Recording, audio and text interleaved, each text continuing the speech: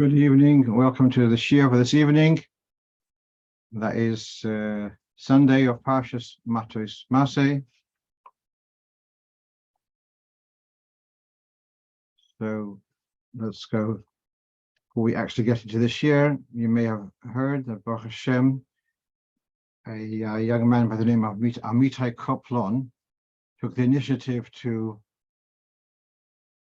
commit to writing a number of shiurim.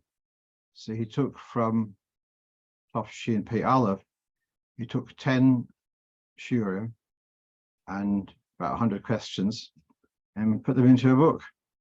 And that's available. It's available on Amazon. Apparently that's the way to go nowadays, instead of schlepping from one country to the other. So it's available from Amazon wherever you are in the world. So you got there the address, and let's go now into our first question for today. So this actually a question from somewhere in the Middle East, where instead of often sophisticated countries or whatever, where they come to collect the garbage from your house, they also have a garbage collection, but you have to take it to the dump. So, Baruch Hashem, the shluchim there, they have a home help, and at the end of the day, the home help, she walks on her way home. She takes with a pack of the rubbish, and she puts it in the dump. Now she's been doing that Shabbos also, so it's part of her duty to take the rubbish to the dump. And the question the shluch was asking: is it okay for this helper to take out the rubbish on Shabbos? That's the question. She's not asking her. She'll walk out the house with the rubbish and take it to the local dump, which is on her way home. So really, it's not so straightforward. And first of all, you have on the screen, you have a quote from Shabbos Reish Mem Dalet. Now we've got a difference between what's called a kablon and a sochir. A kablon is paid for the job. A sochir is paid for the time. So we all know that it's okay to take your jacket into the cleaners on a Friday, and you'll pick it up Sunday. The likelihood is that they'll do the work on Shabbos. It doesn't matter. They've got, so long as you give them enough time to do it before or after Shabbos. The fact that you're not paying them for the time, you're paying them for the job. Okay. So what about having a builder who's paid for his time, and he'll be building your a fence in your front gardens? So that's not okay. So that's when you read inside. When is it said that you are allowed to allow a goyish contractor to do work for you on Shabbos? When it's something which is portable, you can do the same elsewhere. Off your premises. It's not evident that it's work being done for a Jew. So if you're passing by and you see a tailor is doing some sewing, you don't know whether it's being done for a Yid or not. Whereas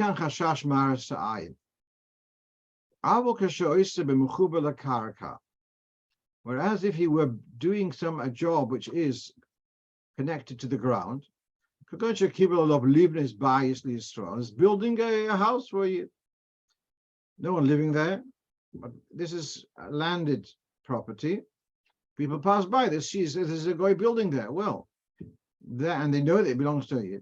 So then that looks like that the guy is working for the Jew on Shabbos as being paid for the working on Shabbos. Is doing harvesting, gardening. Since that land is obviously well known that it belongs to a Jew,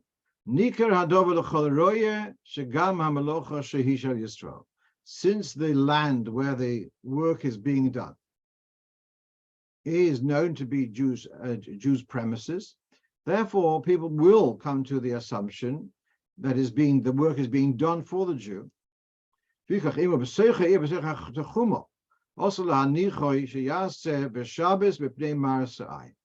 Therefore, even if there's a job, if I own a property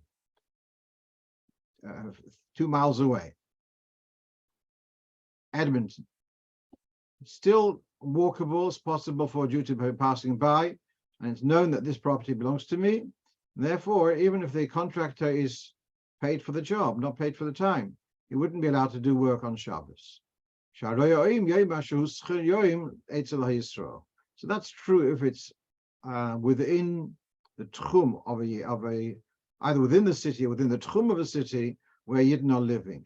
If I had a property on I don't know, the Isle of Wight, and there's no Yidden, as far as I know, no from Yidden for sure, we're living there, then if the contractor does work on Shabbos and I'm not paying you for the time, that might be okay.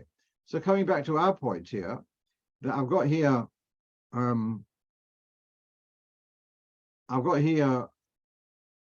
a job. So it's not mamash identical. It's not. When this cleaner takes the bag of rubbish, takes it to the dump, it's not actually doing work with karka, but she is. Well, first of all, I'm not okay with it? Because she's actually not a kablan. She's not paid per job. She's paid per hour, and it's every likelihood that the employer will say, well, Ivanka, that's so nice of you. You're schlepping the rubbish. You'll go 5 minutes early, for example. If not, she's paid for her time, and therefore she's a socher. And whatever she's doing for you. So that's on one level. The other point is, though, that because she's walking out of your premises, it looks like it's obvious that they're doing it for you, which is the truth, yeah. But let's go to one other, perhaps more explicit source in Shulchan Aruch, and that is in Siman Shion Chof Hey. And here we're talking about a goyish, a customer, etc. Even if a goy is in your premises, you wouldn't be allowed to. You're allowed to give them food only if it's likely that they would give them food which they would eat here. But if you give them other items where it's normal for them to carry out, that wouldn't be okay, because it looks like you're giving them stuff to transport. That's if the stuff belongs to you. If it belongs to them, it's their stuff. They're allowed to take it out of your premises, because, all right, so people are snooping on you. They'll snoop a little bit further. They'll know that they were taking their own stuff. Then he goes further. What happens if it belongs to the goy, but it was a pawn, and you were like lent money, and that wouldn't be okay. If the guy had come and paid up the loan, that would not be okay for him to pick it up, because of Marasayin. So for a guy to walk out with stuff, with goods from the home of a Jew on Shabbos would not be okay, because it looks like you've sent them to. So never mind the previous thing, which you could argue is only relating to land, but for a guy to walk out of my premises with a package, which is likely that I sent him to deliver, that would not be okay. All right, I see here on one of the messages, the issue was raised with car repairs in a garage where the car is identifiable, all vans which are identifiable used by workers on Shabbos. It has the local kosher delivery van. I'm also not so sure whether one has to make an issue of it, because people know that you have a van, you employ a van driver, and he does his own thing with the van. I don't know how rigid that is. All right. Meanwhile, but in this case, where she's actually doing a service for you on Shabbos, taking the rubbish out of the house to the dump, even though it's you can call it her duties, but it's still, she's doing it for you, and therefore that would not be okay. Okay, let's move on. Let's go on to the next question. And this is a family own a caravan, which they use several times a year. They go for a few days to countryside, wherever people go with caravans. Otherwise, it's parked in their driveway or the side of the house, and they've got a daughter, teenager, who plays music or practices, and so she'll sit in the caravan and do her music. So does that caravan need to have a mezuzah? So if a caravan had become a permanent dwelling, and this is discussed, interesting, even 50 years ago by Minchas Yitzchok, where you've got people who can't afford to buy a home, so they'll buy a caravan,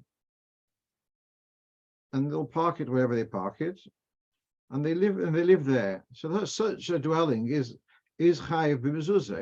If it stays in one place, then it's subject. It does need to have a mezuzah. What we have here in Shulchan Aruch is a sukkah which is only used for sukkahs. That's a very temporary dwelling, doesn't need a mezuzah. A bayis shebesfino, a room in a boat, doesn't need to have a mezuzah. And then we've got here the stalls in the market. Well, let's not go into that. But meanwhile, a bayis shebesfino. So although it could be very well that the sailors use those cabins for weeks on end, but it's really, the boat is traveling, and that's what they so it's not a stable dwelling. So therefore, coming back, if a person keeps on, like as a nomad, keeps on moving, that caravan wouldn't need to have mezuzah because it doesn't stay in one place. Even though the person lives, you won't believe it, but I once had a question about a person who had a private plane and they travel a lot, and they asked whether they have to put up a mezuzah on the plane. The answer was no. But coming back with this caravan, if the caravan was like an alternative, like a long-term dwelling, but my assessment of this situation is not so. The caravan, they did not buy as a music room for the young lady. They bought it for recreation, to travel. That's the primary purpose why they bought that caravan. The fact that when they're not on the holidays, and the girl uses the place for practicing music, I think that's very much a secondary, an afterthought. And therefore, I'm looking at the primary purpose. It is made for travel. It's not made for dwelling. That's the purpose of it, and therefore it does not need to have a mezuzah. There are in many places, in Amsterdam, but even over here, you have people who live in houseboats. Those which are moored there, and they stay there for months and months on end, perhaps even for years. They've even got wired electricity to them. Those are chayav b'mezuzah. Right. And 30 years ago, they even had phone lines. Nowadays, they don't because everyone's got mobile phones. Right. Let's move on. So then the third question which I have is, I don't have anything to show on the board. So young lady, she's earning money and very piously putting aside meiser of her earnings into a separate bank account. And truth is that one should not be hoarding meiser money for a long time. It should be distributed without too much delay, bearing in mind there are plenty of needy people out there, and so therefore one shouldn't be hoarding meiser money. But it could be she has a particular purpose, could be long term, a plan, whatever it may be. That's a separate discussion. Meanwhile, she's got this, let's say, £1,000, £5,000 in her meiser account, and wisely, instead of putting it in a current account, which doesn't attract interest, she puts it into a savings account, which does attract interest. So now, who does the interest belong to? Does the interest belong to tzedakah, or does the interest belong to the young lady? So now, I see someone's asking about the hangover. The second question question number 2 had something about the pews. That was a mistake. It was left from the previous week. All right, let's come back to the meiser money. So good. So let me ask you the question. if chas v'sholom, this account is hacked and the money was emptied, does she still have a duty of giving Meiser? Whose responsibility is it? Now, even in Halacha, you have Neder and Nedova, the difference, Harei Alai, Harei Zoi. My understanding is, you have an account for your tzedakah money, it's still your money. You've got still not only discretion where to put it, but it's still your money. It's just that you have wisely put it aside, but it's still your money. And therefore, I believe that the account, the interest generated is yours. That's my feeling about it, because it's still your money. You have a achrayus, therefore it's still your money, and the income generated would still be yours. What you want to do with it, you want to go for Limashir, that's okay, but strictly speaking, I think it's your money.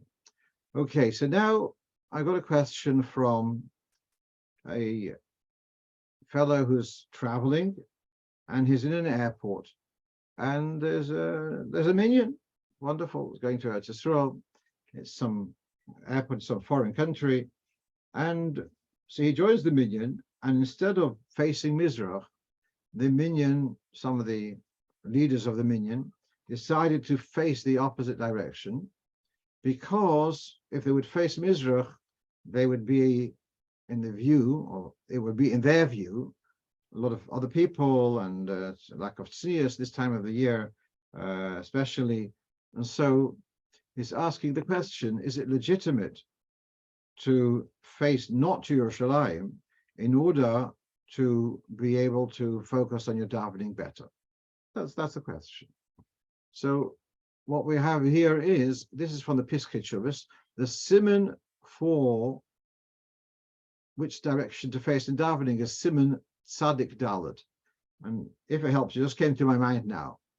I like to have like a mnemonic to remember. Sad, which means side, which direction to face. Siman tzadik daled. So he writes that face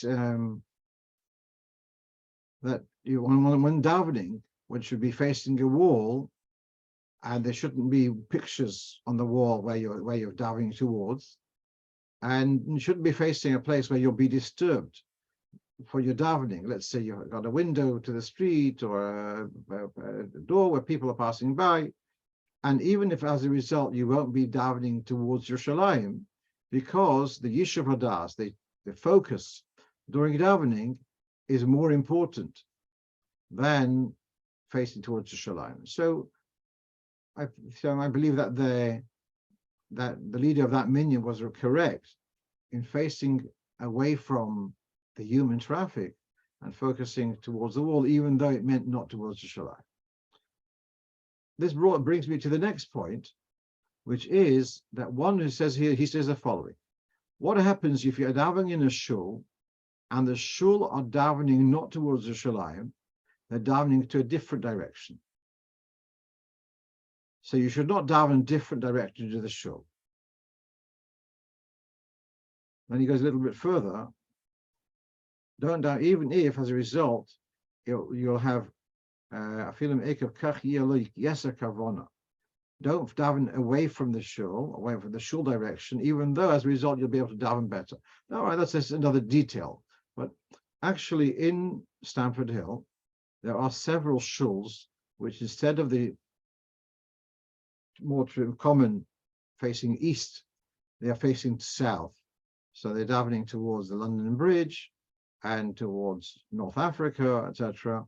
Well, it can be for South Africa also, but it's not towards Yerushalayim. And so I occasionally, when I didn't manage to daven in Lubavitch, so I will go to one of these places, and I have this dilemma: do I face south or do I face east? So actually, this question is discussed in the Bar Heitev, a commentary in the Shulchan Aruch. He brings two opinions, and this is from Nesivim B'Stei HaShlichus, volume base. One who comes to a place, a tzibur, or davening not towards Yerushalayim. Some say you should daven, nevertheless, down towards Yerushalayim. Some say you should not do different to what the tzibur are doing. So now, davening towards the Shalayim, don't worry about you looking arrogant, or people say, oh, you're down in a different direction. So the Bayer Hatev says so in the name of the Yad Eliyahu, the name of a Sefer, that it's okay to daven towards the Shalayim, even though it's different to the Shul. Then we have a reference to the Igros Kodesh of the previous Rebbe, which we'll read in a moment on the next slide. But there is one opinion to daven towards the Shalayim, despite that the Kehillah are davening to a different direction. There are those who say you should conform with the Tzibur, and that's the other opinion in the Bayer Hatev over there. And the Mishnah Berurah takes that view. Al Tifresh Min Tzibur or something. So even though they're not davening towards the Shalayim, but you should do what the Tzibur are doing. So what we have in front of us now is a letter of the previous Rebbe to a Chassid by the name of Rebbe Avraham Eli Axelrod. And he writes the following. You're asking a question about davening in a shul where the directions are not correct. I don't understand your question. Generally, when a shul is built, or when a house is requisitioned for a shul, then one generally would try to make sure that the directions should be the right direction, as discussed in Shulchan Aruch Siman Tzadik Dalet and Ubebirish Mogen David. That's the older name for the Taz. So his Pirush Turei Zohar is his commentary on Yeredeya. His commentary on Orach Chaim was called Mogen David. You may have seen sometimes Sforim referring or called Moginei Eretz. So there was a time where the Orach Chaim volumes were known as Moginei Eretz because they had the two commentaries of Mogen Avraham on the outer margin and Mogen David on the inner margin. So the volume was called Moginei Eretz. So that's what the Frierdiker Rebbe is referring to. The Mogen David is the Taz. The Alter Rebbe, the Alter Rebbe discusses at length about how to establish directions from various countries, from where you are towards Yerushalayim Beis Hamikdash, and then he says if perhaps to go a little bit more south, so that because let's say from where the Alter Rebbe lives, facing east, is not going to get you to Yerushalayim. Therefore, he says you should veer somewhat more toward the south. Then the Rebbe finishes off. If when they built the shul or when they bought this dwelling, they didn't work it out properly, the directions. There's no question whether you're allowed to daven there. You can daven in that shul because you can daven to the direction which, according to your understanding, is towards the Shalayim. And he gives a reference to that Bayer Hatev, Siman, that's Siman Tzadik Dalet, Sifkot and Gimel. So the Rebbe seems to be saying here, the Frierdiker Rebbe, that even if the shul are facing a different direction, it's okay for you to daven towards Yerushalayim. Now, there can be different degrees of how wrong direction it is. Happens to be the ones at Stanford Hill, I can tilt a little bit towards my left, and therefore I'm facing Yerushalayim without being too different to what everyone else is doing. It would be more difficult if the Aron Kodesh was mamish on the west, and everyone's facing one way, I'm facing the other way. That would be more problematic, but okay. Right, let's move on. So what happened over here? That last week on Thursday was a fast day, and it's one of these shuls which I'm amazed the people who come regularly to shul to keep up the minyan, they're not necessarily fasting, but they are loyal to keep up the minyan. So now it turns out you've only got 4 people fasting. What do you do about Kriyas HaTorah? What do you do about saying Aneinu? And it's important to emphasize that the rules are not identical. The rules for Aneinu and the rules for Kriyas HaTorah, bearing in mind that Aneinu is an extra bracha on behalf of the Tzibur, whereas Kriyas HaTorah, the one who has the Aliyah, he is saying the bracha. So that's why it's a little bit different. So now let's read inside. This is again from Vistei Shlichus, volume base. So the comment here is that sometimes there's no 10 fasters in shul, and that's different to regularly, say, if you've got a rove minyan. When it comes to fast days, the Shulchan Aruch requires 10 people are fasting. If that's the case, the chazan should not say Anenu as a separate bracha, because you don't have a minyan of fasters. Instead, it should be incorporated in Shomei Tefillah, like if you had forgotten to say it between Goyal and Reife, you'd incorporate it in Shomei Tefillah. So here too, when you don't have a minyan of fasters, so then say Anenu in Shomei Tefillah, and you finish off Baruch Atah Hashem Ha'oneh La'am Yisrael Beis Tzoro v'Shomei Tefillah. You'd incorporate in the Chasima both of those, both items. And at Mincha, on a fast day, we normally say Birchas Kohanim, Keinu V'Kiyaseinu. There's no minyan of fasters, don't say it at Mincha. Then we have, if there are 3 people who are fasting, and there are 7 who would have loved to fast, they can't manage, so they've been eating small amounts, then you can say Anenu with a bracha.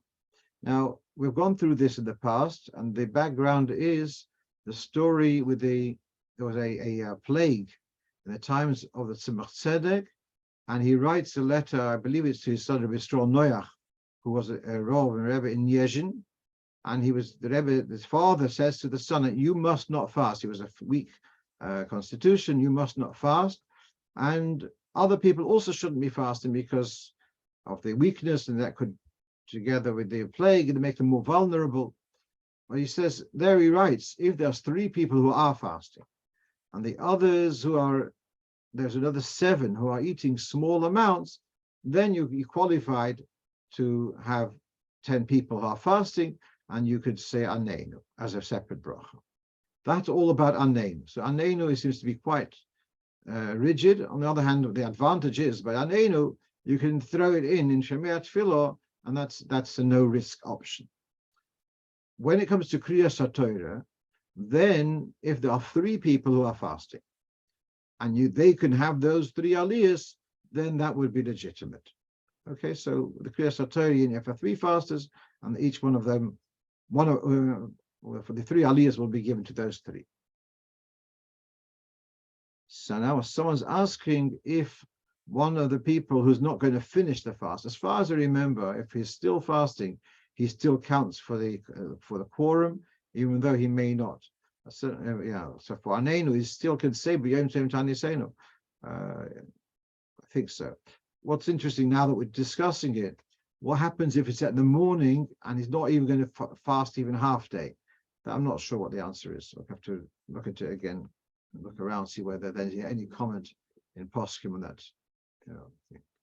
Right, let's move on. And number 6. So I got a call on Thursday morning. So a fellow is asking, he's working in a hot kitchen. He's actually a mashgiach. And he says, I won't be able to last the day if I don't drink. I can't manage. So kind of the question is, should he go to work? Should he take off work? That could be, well, I wouldn't like to consider that a mashgiach kashrus should take off work. What do you expect? Who should be mashgiach in the kitchen? You can't have a goy doing the hashgacha, yeah. So it's imperative it is there, right? So the question is, are you obliged to fast even though it's going to cause you to become ill? So I was discussing with one of the Rabbanim here, that's the way he looked at the Shaila. Are you obliged to fast even though it will cause you illness? So generally for a mitzvah, one should be obliged, feel obliged to pay a lot of money to do a mitzvah, and also not to do an Aveira, to pay a lot of money not to do an Aveira. how does it work with a fast day? How much do you have to sacrifice to be able to fast? So a parallel to this here's a story. This is a sefer called Besomim Reish. It's attributed to the Rosh, and the question is that a woman is unable to handle the moror. They only have the horseradish. They don't have the lettuce, and if she'll eat a kazayas of that horseradish, she'll be ill for a day or two, be bedridden, and the whole Yom Tov will be ruined. Is she obliged to do so? So, to which the answer is given that one is not obliged, although one is obliged to spend a lot of money to do a mitzvah, one is not obliged to do a mitzvah and become ill as a result. And he says, for example, we see a choyle is exempt from sukkah, even if there's no danger associated. And he says, that's not only by sukkah. That's just one example. The Torah is given for chayim, dorochel darchei noya, and the Torah is to be pleasant ways, and therefore, and then he says one more point. There's a mitzvah to be healthy, to keep yourself healthy. And if you're engaged with one mitzvah, therefore you're part of another mitzvah. Whichever way you turn it, he's saying clearly that you're not obliged to do a mitzvah and cause yourself thereby to be ill. And therefore, the same thing with the fast day, to say that he should not drink, and therefore become weak, and therefore not obliged to do so. You could say should go to work. I don't know whether that is, in this case, Bechala option. Also, I don't know whether it's a person is obliged. This is really where I'm coming from. Is a person obliged to take off work to be able to fast? That's really what's in my mind. I'm not sure whether they have a totally clear answer to that.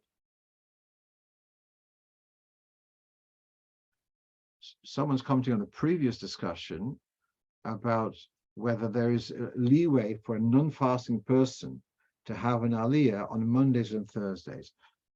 That would be, first of all, you're talking about at Shacharis, and I think that's more a b'diavad if they were already called up.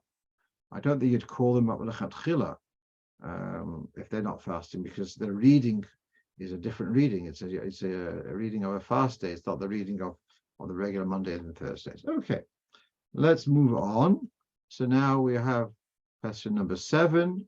So someone has an office of sorts, providing some kind of service, and asking whether on Tisha B'Av, do they have to close or can they remain open?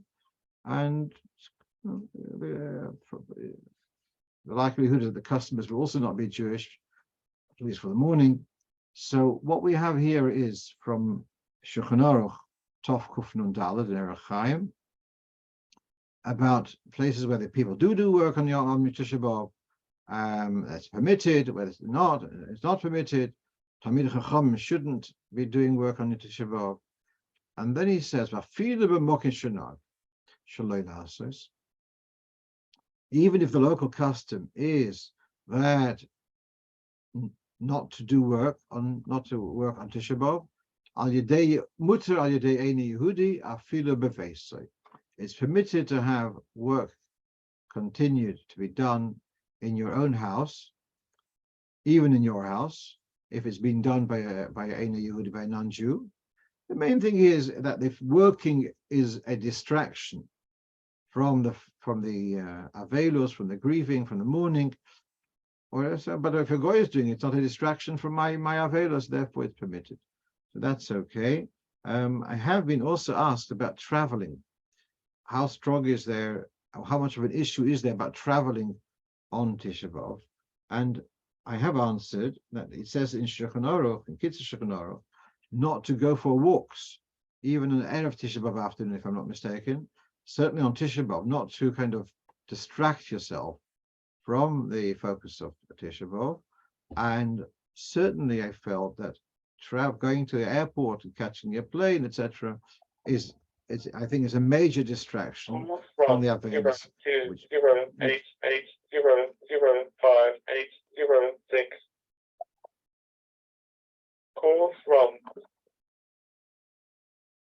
So that would be a problem.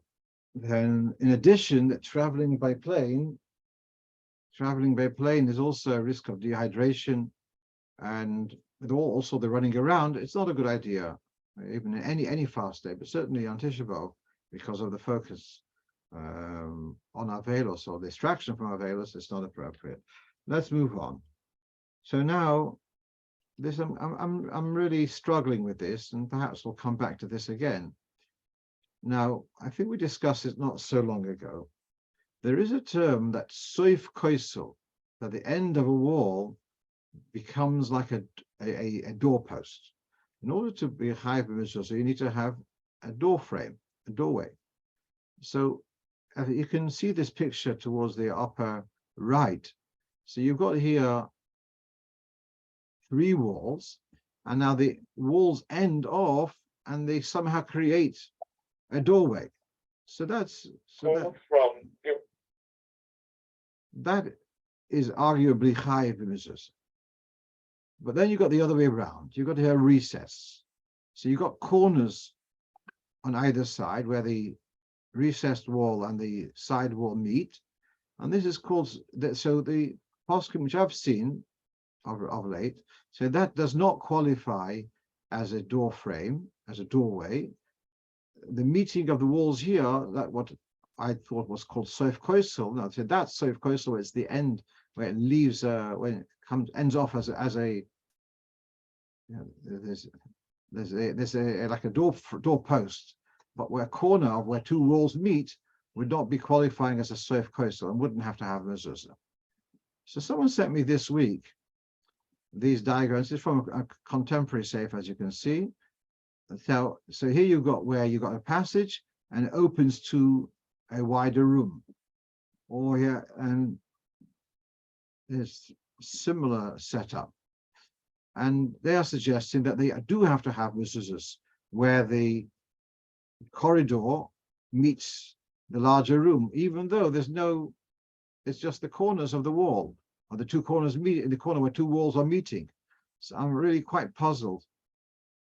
I'm not sure how we deal with this.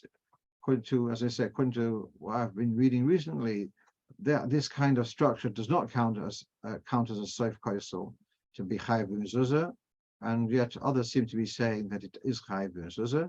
So, Lineda, I'll try to do more research on that.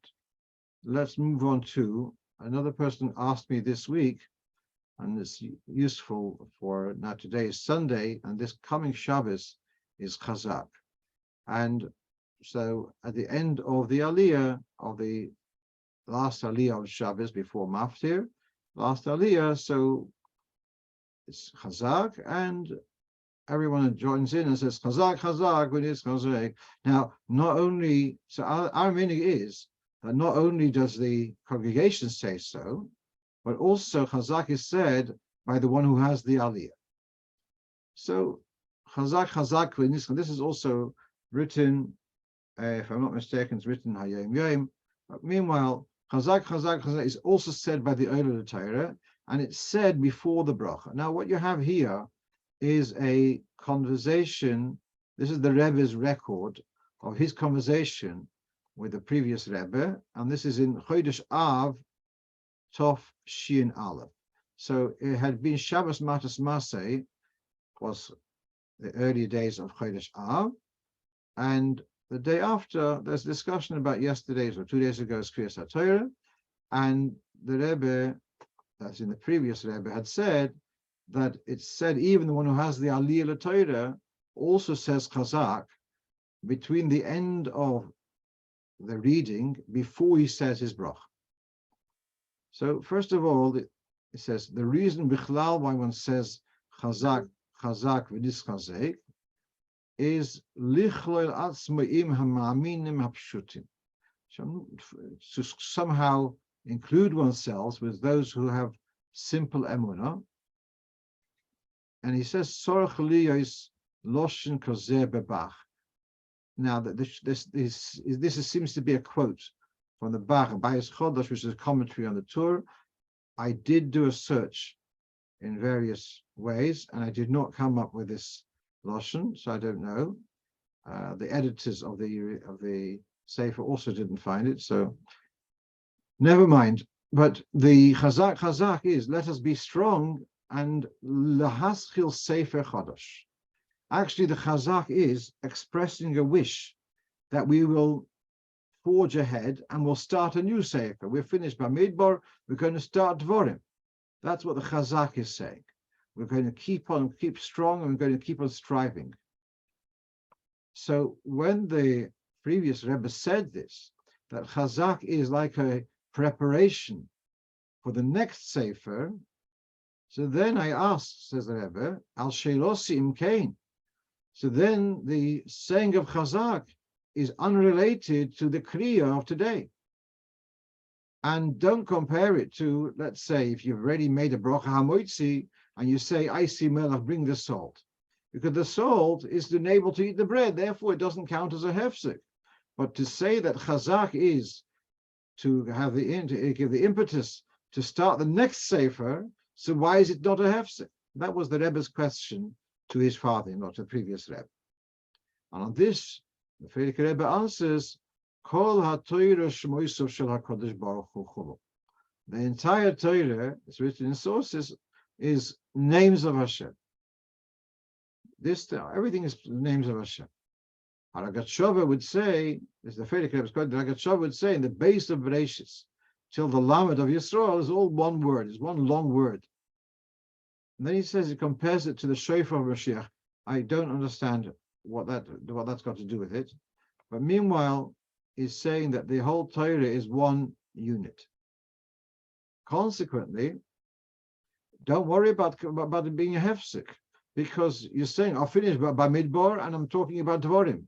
But by Midbar and Dvorim are all part of the one Torah, and therefore Chazak, that we're going to learn Dvorim, is not a hefsek between Bamidbar and the brachas said thereafter.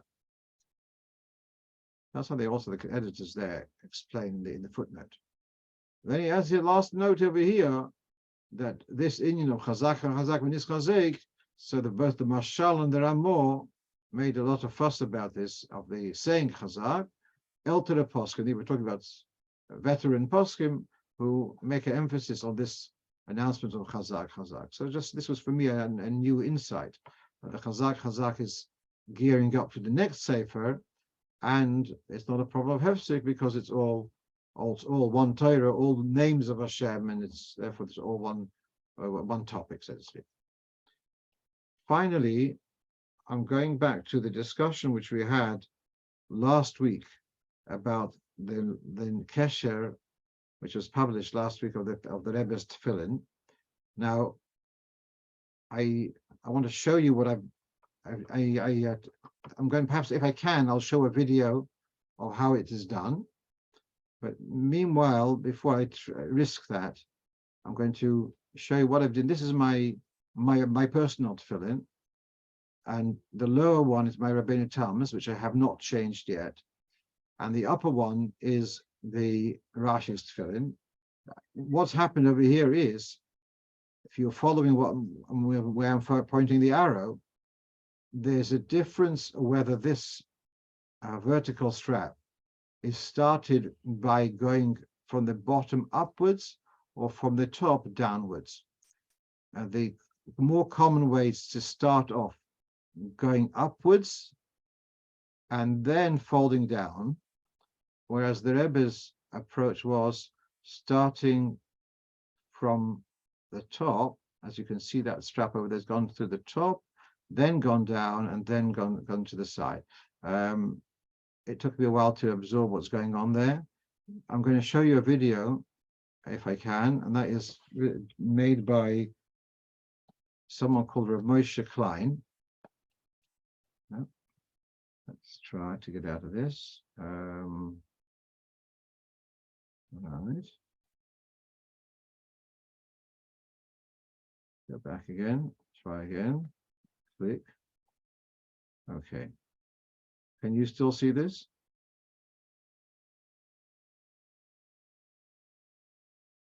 Right. Now, there we are.